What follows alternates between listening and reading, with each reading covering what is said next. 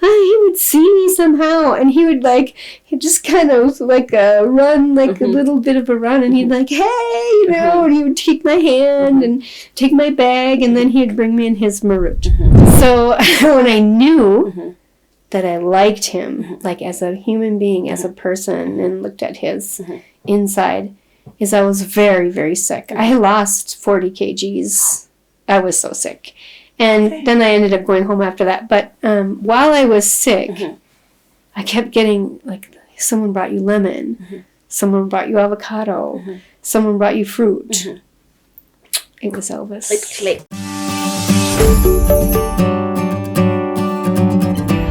Welcome back to my YouTube channel. Remember to subscribe, to like, and to turn on your notification bell so that anytime we upload a new video, you are among the first ones to watch these videos. So guys, this is a continuation of our previous video, the story of Elvis. Remember?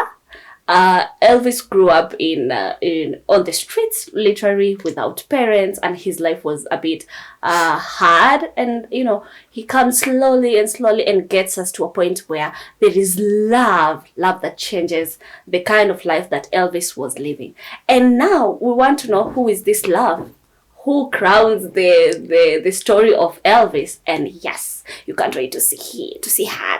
Yes, are you ready? So introducing to you, Mrs. Elvis. Welcome. Thank you. You're welcome. Welcome to our channel. Asante. And maybe you just tell us who you are, where you come from, and a little bit more about you. So, my name is Charisse. Yes. Millsop. I am a missionary and come from the state of Minnesota in the United States of America. Yeah. So, when we talk of Charisse comes from Minnesota in USA, in the States. Who is Charisse? How did Charisse grow up? Charisse went to school where? And what has Charisse's life been and stuff? So, for the Western viewers of your channel, they'll believe me and my story. But for the African viewers of your channel, they don't believe my story. So my story is, I come from a very humble life. My parents, I had two parents who were married for over 50 years. Okay. And my dad worked. My mom stayed home. Then my mom worked a little bit, but my dad always worked. Okay. I got my work ethic from my dad, and I got my talent and my likings from my mom, I think.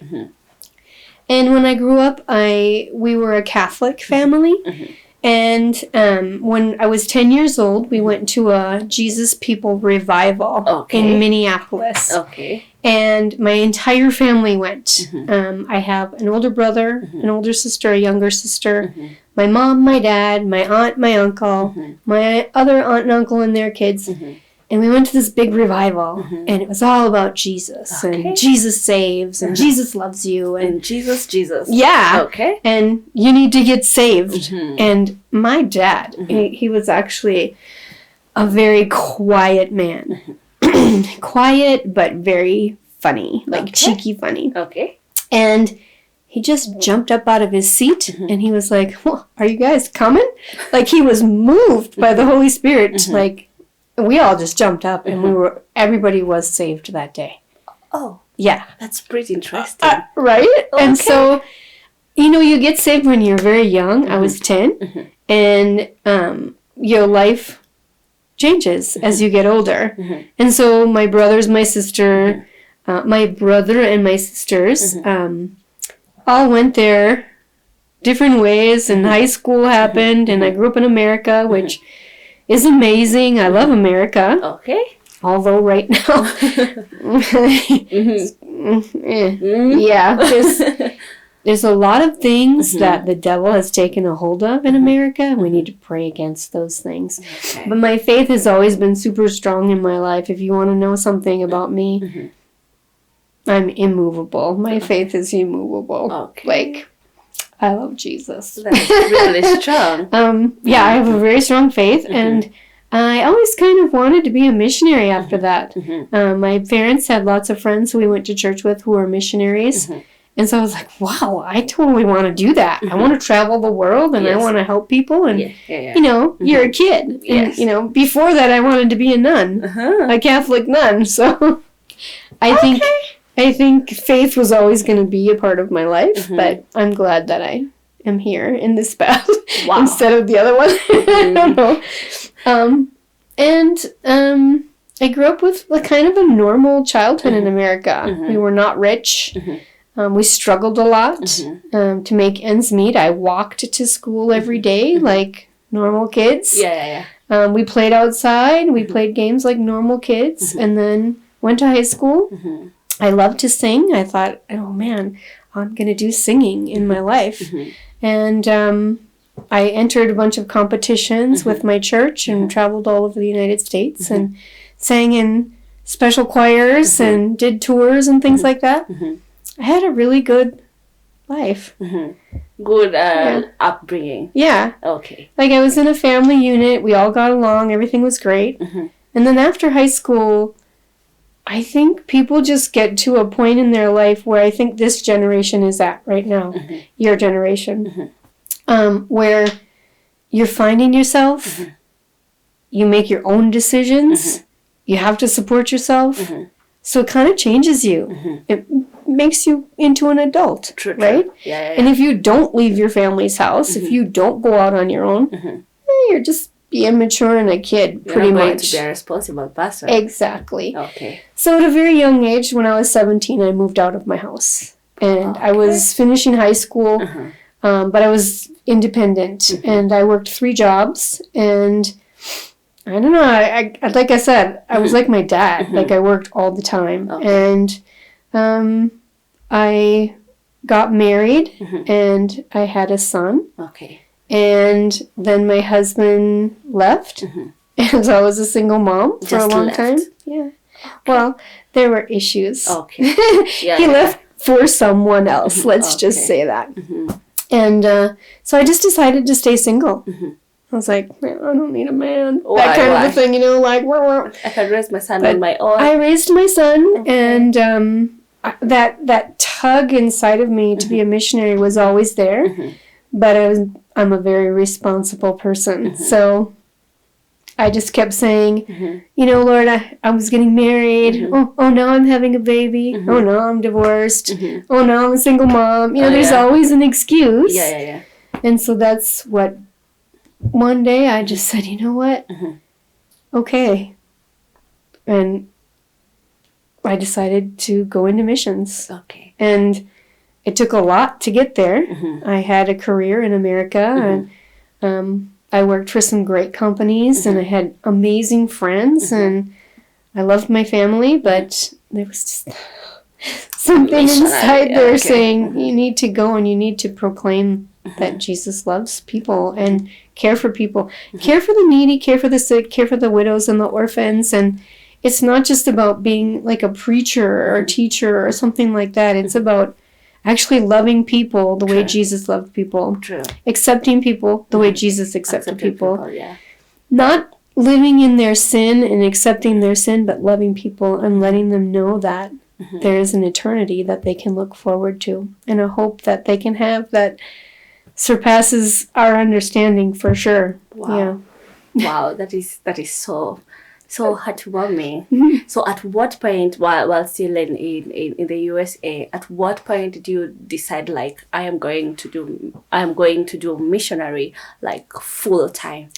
My son graduated from high school, and I was like, I can continue where I am, and I can have a great life, and I can be very comfortable, and I'm sure I'm a friendly person. I can find somebody to be with, whatever. But it just didn't, it was like, no big deal. So I thought, no, let me think about this a little bit, and I prayed about it, and I had led worship at my church and in the cities, and that kind of put a fire inside of me, and I was like, okay, I need to explore missions and see what there is out there. I started researching different organizations, and I came to YWAM, Youth with a Mission. Okay. And it really focused on that generation of 20-somethings up to 30-somethings, which we call young adults. You call them youth here in Africa. Youth to us is up to like the age of 16. Okay. You're not a youth anymore. So you're becoming an adult. Yeah, young adults. And I thought, gosh, I love them. I loved that generation and what was happening and the music and all. It just was very interesting to me. And I said, okay, I'm going to do it. Okay. So I prayed about it, and God said, sell everything you have. Sell? Like, just get rid of everything you have. I sold my house. I got rid of my car. I put some memorabilia things in storage. And I left, and I went to Australia, to YWAM, and I trained for 6 months, and then we came to Uganda and Kenya. That's how I ended up in Kenya. So for how long did you stay in Uganda? They were there for nine weeks, and then I think it was 4 weeks in Kenya. Yeah. So you decided to come in Kenya personally? No, our team. We came with a team of people, and one of the people who was leading, Anne and Jeff, they were friends with a gal named Robin, and she had an orphanage here in Kenya. So what do you work with here in Kenya? I was with YWAM, but then after 2 years, I just kind of became independent, went on my own. Okay. I've worked with Robin's Nest. I've worked with other orphanages. And so I had met Elvis, and I was like, oh, we could, be our own little missionary team or whatever. Okay. But things just got difficult, and we decided to, after we got married and we'd been together for a while, we decided to join an organization called 11th Hour Ministries, which is a small organization that ministers to the Ukraine, which is very interesting because when we joined, then the war happened. Oh, really? And so they support all these things that are happening in the Ukraine, and they have a huge ministry there. Galina is Ukrainian, and Andy is American. So they're an intermixed couple as well. Okay. They started that ministry. And so I went home and I was talking with them about we need kind of some structure and some stability back home. And if we join your organization, we could work together because they cater to the youth.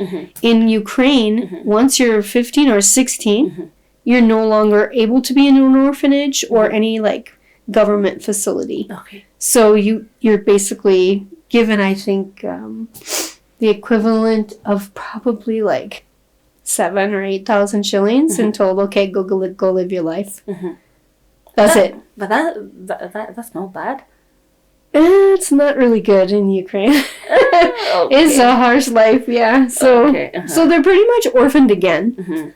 So you're an orphan, you grow up in an orphanage, and then you age out. Yeah. Okay. Like orphans here age out at the age of 18, but they're still supported to keep going to school because you can be 20 years old. Yeah. And being Form 2 or Form 3, because you didn't have that opportunity when you were a child. So, I mean, it's a very different culture, but we really cater to the same dynamics or demographic of kids, youth type thing. Yeah. Okay. So at some point I heard you mentioning you met Elvis. Yeah. And then you decided to come together and do your own little mission something. Who's this Elvis? Oh gosh. So I came here for the missions trip with my team, and I went back home for 5 weeks and decided to come back and work in an orphanage here. And while I was here doing that in 2013, I met Elvis.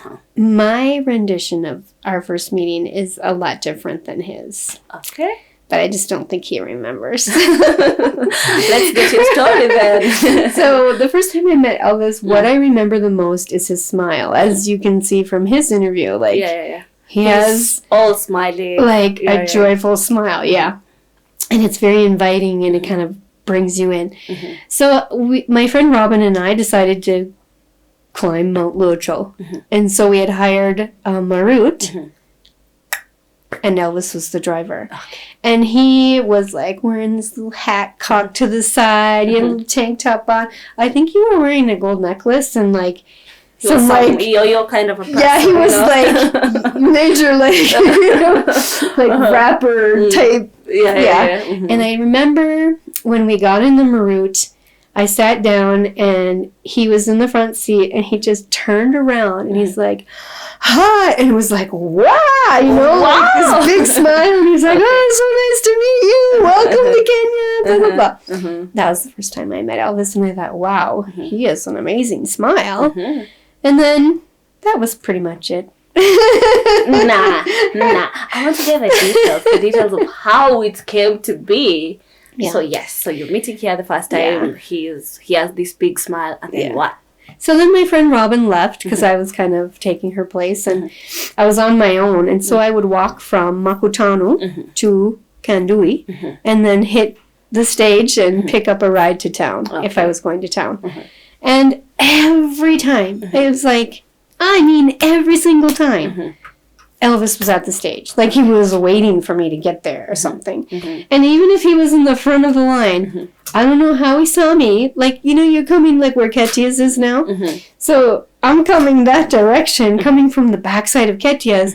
He would see me somehow, and he'd just kind of like run, like a little bit of a run, and he'd like, hey, and he would take my hand and take my bag, and then he'd bring me in his Marut. And then we'd go to town. And then I decided I got his number so I could hire him every week I would take kids out to lunch if they made their bed. They didn't, they did certain things and they got rewarded. And so they would get to go out to lunch with the Muzungu in town. Yeah. And they would get an apple and a soda and some popcorn. And it was like such a big deal. Yeah. And so he would always be our driver. And then we started having so much fun together. Okay. We just started talking and he's like, hey, you should come and ride with me one night. I was like, Muzungus don't go out at night, I was like, but he's like, no, I'll protect you. And I was like, okay, will you come and pick me up? And then you have to take me home. He's like, okay. So, Maruts, they're very small. And so he's driving and I'm like in the center and then there's another person there. It was very interesting. I was like, what am I doing? But it was so much fun at the same time. Like, we would just laugh and talk, and he told me a little bit about his life and we just became friends. And it was like, he was like, I think one of my very first friends that I made here, and my other friend Rebecca, my best friend, he was just super fun. And then I invited some missionaries from YWAM that I had met on my outreach in Uganda to come and minister at the orphanage that I was working at. And that's who Elvis was talking about. So you have to see the previous video to know what he's talking about. Yeah. Vincent and Rogers were these two guys that were singers and dancers and just like huge personalities. And they came and they worked for a week and a half. And we were at Drips one night, just hanging out, like trying to relax a little bit because they were getting ready to go home. And there's pool. We love pool. So we were playing pool and Elvis came. And I don't even know what happened, but I turned around and he was gone. And I looked at Vince and I'm like, what happened to Elvis? He's like, oh, he left and he was not happy. I thought, what is going on with that? I think he thought like I was dating someone.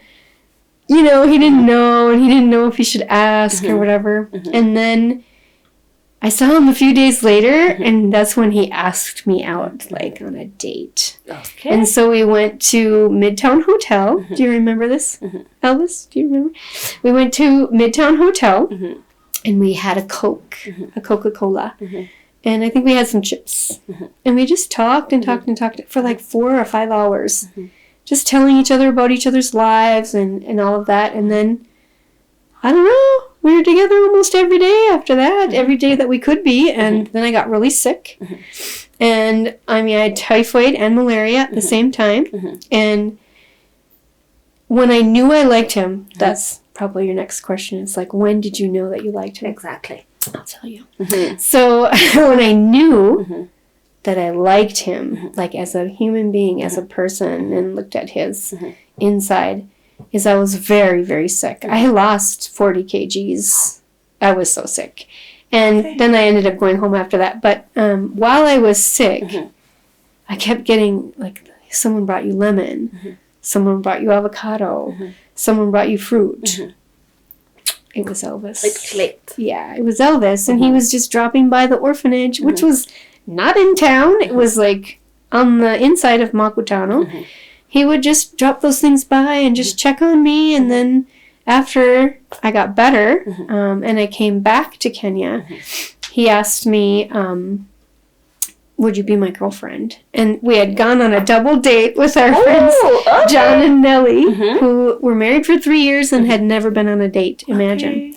So we went out with them, and that's when he's like, will you be my girlfriend? I'm like, well, what does that actually mean here in Kenya? It's a little bit different, you know. But it means just be his girlfriend. So how did you feel? Yeah. At that particular moment? You know, I knew I really liked him, but I was still very cautious. And then I said, I don't know. You weren't so sure. Let's just, you know, see how it goes. And he's like, well, I want you to meet my family. You know, in Kenya, it's a big deal when you go meet the family. Yeah. And for him, it was an even bigger deal because it's not his mom, it's not his dad, it's like everybody else, all of his cousins and everything. And so I brought some of my friends that were my friends, and we went to his family home in Kandui, and I met everybody, and that's when I realized that I was like his fiance, not just his girlfriend. Not just a girlfriend. That's just like you don't bring somebody to your home to meet your family if it's not something serious in your mind. And that so is true. Then we hung out, we talked, and it's the normal love story, you know. We just grew closer and closer, and he became my best friend, and yeah. And that's it. Yeah. So at what point did you feel like, I think I am ready now, I am ready like to tie knots with Elvis? I don't know. I think I knew from the moment I met him when he smiled at me in the Marut inside, but my outside was like, were you a bit I don't need a cautious? man. I don't need any of that. You know, I'm not here for love. I didn't come to Kenya or go into missions to find a man. So, but yeah, I think I look back on that with such heartfelt fondness that it's exciting, you know. And in the meantime, when all of that is happening, I'm working at this orphanage, and there's all this drama at Robin's Nest, and there's drama at this other one, and thinking, gosh, why am I here? This is crazy, you know. But God had me here for a reason, and I feel like kids have become my passion. And then meeting Elvis, he has a heart for the street kids, and if you watch his video, you'll definitely see why he has a heart for street kids. And so he and I have been working together to create a ministry that will actually support street kids where they are, and also help them get off the street and have a more permanent solution.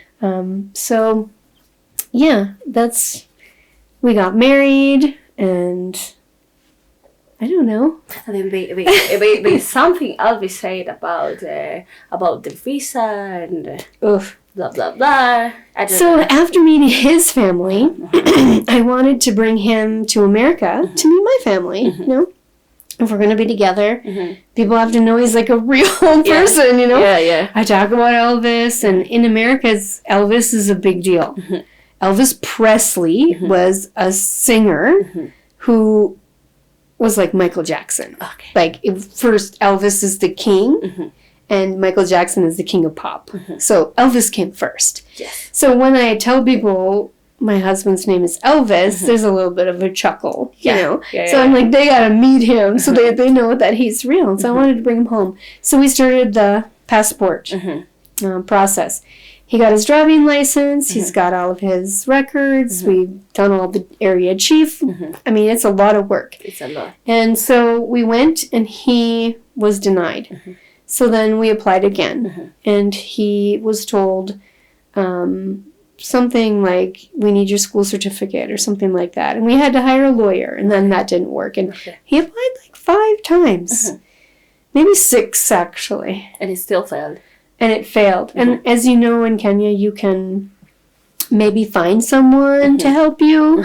Yeah. And so we found a couple people along the way that tried to help us, and that never worked out. And he had kind of given up. He had lost hope. Like, I'm never, it was never like a big deal to him. Like, oh, I've got a Mzungu. I have to go to America. Oh, it was never like that with him. And then after being rejected so many times, he thought, just forget it. Let's just stay here. We can just stay in Kenya. And I'm like, okay, whatever.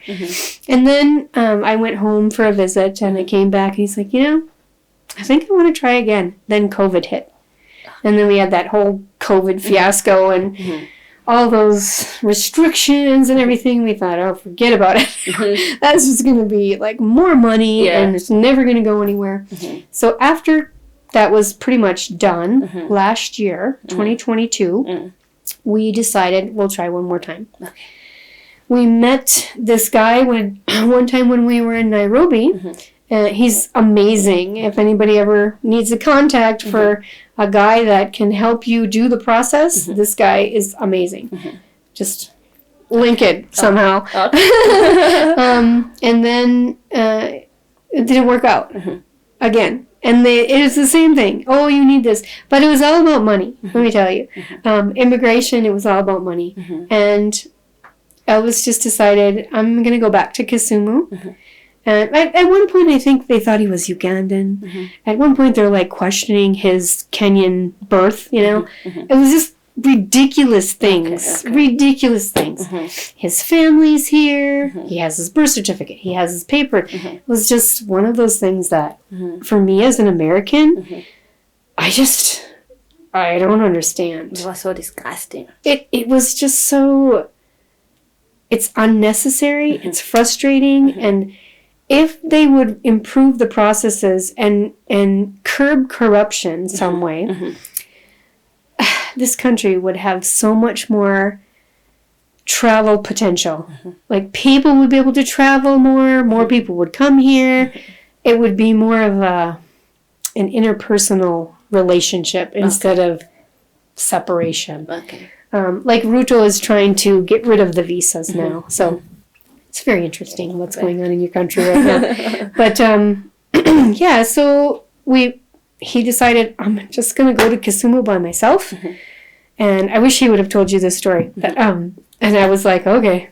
I mean, at that point, I was like, I don't know what's going to happen. People at home had supported us, had paid for things. And we were both kind of like, please, God, just make a way.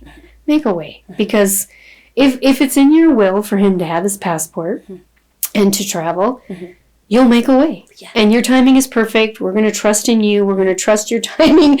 Because we don't understand the process. And so he was waiting to talk to the chief, and God sent an angel that day for him. Seriously, like, this woman looked at him in the waiting room, and she had never been there before. There was just the one. And she's like, come here. What's your story? Why are you here? And he told her, I've been trying to, and she's like, what? Within 2 months, he had his passport. Wow. Boom, done. No corruption, no extra process, no nothing. And for me, my faith, that is totally God working in his life. Yeah. I mean, you make choices in your life and things happen, and some are bad choices, some are good choices. And I always tell Elvis and people around me that there's either consequences to your choices or blessings to your choices. True. And that was a huge blessing. To just pray so much about it, trust in God, and just say, okay, it's left at your feet, Okay. And so, he got his passport, and that was like a big day. It was a big deal for you guys. Big. So now it's down to the visa. The visa problems. We just needed to take a little bit of a break and breathe a little bit so that we can now go to the next one. But, of course, we told the people in America who have supported us, he got his passport, but we didn't make it a huge deal online or anything like that. And Elvis, I will say something I really like about him, what I love about him is many things, but he's private. he doesn't tell everyone his story. Okay. He doesn't share like I do. I'm like an open book, you know. But he's very quiet. Conservative, yeah. And he's funny, like, he does a lot of things my dad used to do. Like, quirky things. Oh. Like, when he's goofy or cheeky or some of the things that he says. My dad always had, like, certain words that he really couldn't say. Like, aluminum or cinnamon. It was always, like, aluminum or cinnamon or something. You know, my dad, and it was cute when he did it because it was so innocent. Elvis does the same thing. And the way he laughs sometimes is the same thing. And I just look at him and he's like, why are you looking at me like that? I'm like, that is something my dad used to do. So I feel like, you know, it was such a journey to get here, but to be friends and then get married and just be where we are right now. We're ready to travel to America if that's what God wants for us, and I really hope it is. So for how long have you guys been together? Since 2014. So that's like 9, 10 years? It'll be 10 years next year, yeah. Ooh la la! It's a long time. Oh my God. So maybe just as we finalize, I don't know, you have this passion for street kids. Yeah. You have your like this something for mission. What do we expect from Charisse? So for me, my heart just wants to serve people and to love on people like Jesus loved on people. You know, it's hard looking at all the transgender things and homosexuality and that whole thing that's happening around the globe and is now coming into Kenya. For my faith, I don't believe it's right. I don't believe that anyone is born gay. I don't believe that that's something that was made to be. I believe that there are some internal things going on with people, mental health issues with people. And I believe that if Jesus was here today, like what would his reaction be, right? Yeah. Jesus would love those people. And I will love those people. And I will help those people. But I won't step into their sin and I won't accept their sin. Okay. And I always go back to the lady and the man who were caught in the adulterous situation, being intimate with one another. And they brought them out into the square, and Jesus was off to the side, like drawing on the ground and teaching. And a crowd amassed to stone the woman. The man was like, oh, don't do that again. But the woman, oh my gosh, she just did something so horrific. And they were ready to stone her. And he just quietly said, let the person who has not sinned cast the first stone. And everyone dropped their stones. And eventually they all walked away. She went to Jesus and she said, oh, thank you, thank you, thank you. You saved my life, blah, blah, blah, blah. And all Jesus said to her was no judgment, no condemnation. It was, go and sin no more. Just walk away from that life. And when you become saved and you know what real salvation is, you turn and you walk away from your sin. And those issues that we're facing, all the sexual sin in the media and music and movies and all this stuff, all these things that you see, sin is sin. Not one is greater than the other. So love these people no matter where they are. Street kids, it's not their fault that they're on the street. True. It's mostly not even their choice to be on the street, right? It might be more comfortable for them to be on the street, as hard as that is to imagine. Yeah. Because, like Elvis would say, there's that family, and they'll immediately welcome you in. And if you look at it throughout history and in the different genres in the world, it's all the same.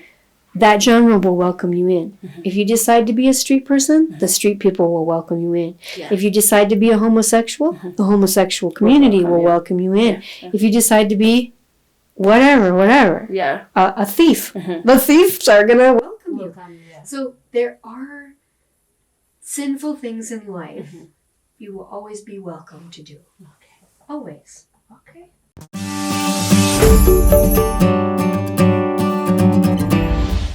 Welcome back. We went on a short break and now we are back with a full couple.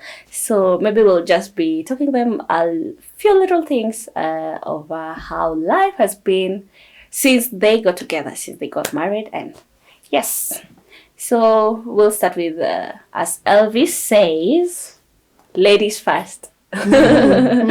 So Sharice, how has life been since you met Elvis?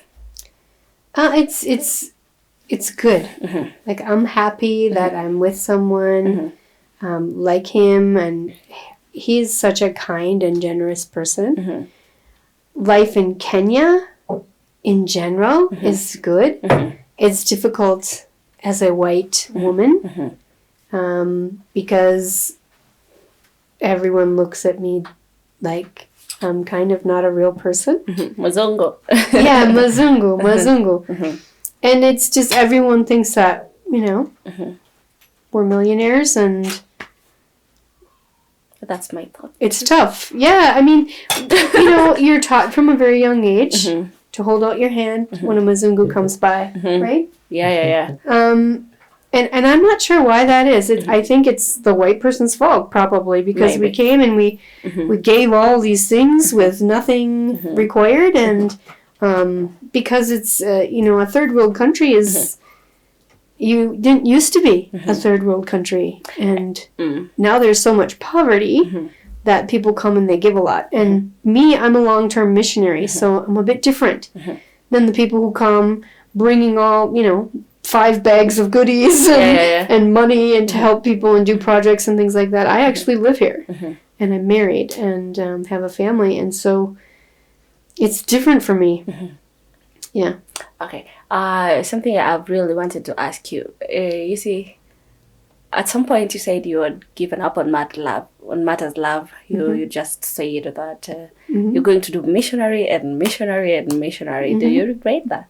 No, not at all. Like, that's how I felt at that time in my life, and God surprised me. But you're good right now. Yeah, God surprised me with someone that is amazing. Oh, yeah. Okay. Yeah. Elvis, how you feeling?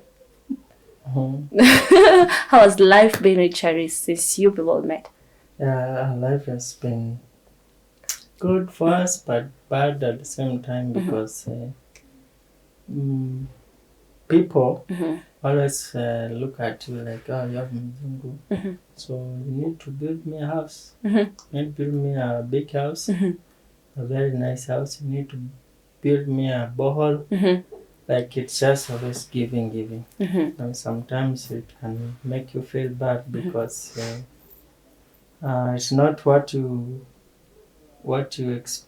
like I don't know what to say. It's hard to explain. Yeah, It's an expectancy of the Kenyan culture and your friends and your family and people who know you, that now you have a Mazungu in your life.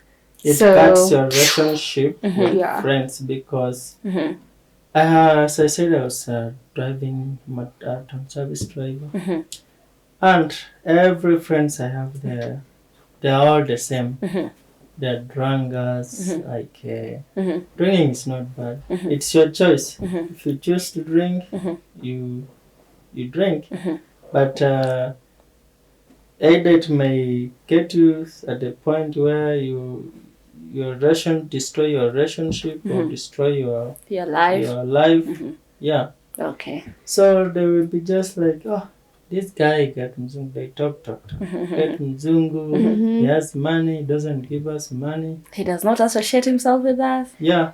But it's not just that. It's like people have this preconception that once you're married to a Mazungu, whether it be a woman or a man, that now your life is completely full of everything you've ever wanted or desired. Like, he even my friends who are Kenyan, they're asked for money. Oh, but you walk with a Mzungu. You have money. It's just assumed that I'm giving them money. why hasn't she bought you a car? Why hasn't she built you a house? Why hasn't she, you know what I mean? Like, it's just this expectancy that comes with, it's difficult to deal with. I think that's what you're trying to say. Yes. I think we can relate. And then on to the next thing. Sharice, you said at some point that you have a son back in the USA. And do you guys together have a baby, or have you expanded your family? We don't have a biological child, but as I said, I had a child, and he has a child. Okay. Yeah. Oh, this is beautiful. And coming together. She's beautiful. Really nice. She's amazing. She's 7 years old now, and life doesn't come without challenges. It's how you react and adjust to those challenges, and how you decide. That is very true. Okay, maybe I won't take much of your time. I would just like you to give a closing remark. Maybe Elvis, you'll give your own, and then Sharice, you'll give your own. Maybe just summarizing what we've been talking about, and maybe talking to people out there about how life has been, what is life, just a summary and a word to those people out there. Yeah. This is your camera. Yeah, as I said, as a human being, let's have had to help each other. Like street boy, when you see street boy, don't kick him out. They're all not bad. There's some who are bad, and there's some who have nothing, and that's not a choice to live in the street. Yeah, because most of people will chase you out, they'll pour out on you. Yeah, just if you have a heart that you need to take one street boy home, go to street. Like we have event. I think some event is just to get to know these boys, and then we speak with them, and they tell us where they come from, and then at the same point, it can help like 50 of them. We will just say, okay, who can we take home? Then the one that God will show us is the one that we take home. Then it's a challenge too, because you take home, you go home, we speak with the parents, then we find out there's nothing. You have to buy the mattress, everything, supplies, food. So what if the 1 month is gone and they don't have that food? This kid will come back to street. Yeah, we have challenge there. So they go through a lot. Yes. People should not kick them out or say mean words to them. Yes. Wow, thank you so much. On to you, Charisse. So in conclusion, Elvis and I have a ministry called 11th Hour Ministries, Kenya. And we are looking for a very strong foundational team of supporters that can come along and support us on a monthly basis, support our projects. We do elder care, we do street children, we do food drops for people who are in extreme poverty, single parents who have been left and abandoned with kids. We do educational projects. Anything God puts on our heart, we'll do. But we need people to financially help us with that. As I was telling you, I'm not allowed to work in Kenya. And so the funding that we get to do all of the ministry things that we do come from people. And people here in Kenya have also been donating, which is amazing and wonderful. And the huge part of our donation is obviously from America. But we need more people to come alongside those ministries and help them, because it does take money. And but it also takes prayer, and it also takes volunteers to come and participate at our events. We just had a huge event. Mashuja Day. Mashuja Day. Yes. It's to be a hero and to celebrate heroes. And to us, these street kids are really heroes. We've had kids from the age of 3 up to 25 of vulnerable peoples is what we've started to call them, because it's not just children. And we need volunteers to come alongside them and help them, because they need to know that they are valued, that they matter, that they're worthy, that they're loved, that someone cares that they are in existence, you know. Wow. And sometimes when you're tossed away from your family, it's just that hopelessness that can consume you. And so if we can combat that, even if they're on the streets, and you see they don't have shoes, or you see, like, you know, their pants have been torn open, and they're just maybe get them a pair of shorts or a pair of pants or a pair of shoes. It doesn't have to be some $5,000 donation. It could be, you know, $500 for a pair of shoes, or sit down and have lunch with them. Okay. Give them a banana, some bread, some milk. You know, making a difference in someone's life is not always a huge thing, but it's sometimes those little things that make the biggest difference. Wow. Okay.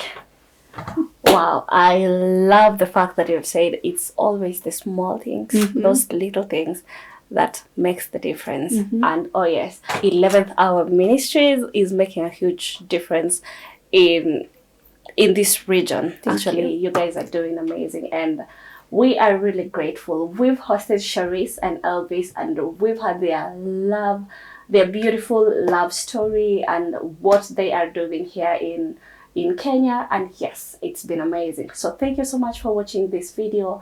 I would like you to give this video a thumbs up, comment it to other people, give your comments down there of what you think about this video, what you think about Charisse and Elvis, and who you might think we can reach out to so that we can have their interview on this channel. Please remember to subscribe, to like, and to share. My name is Diskay Sawene, and until next time, see ya. Bye-bye. Bye.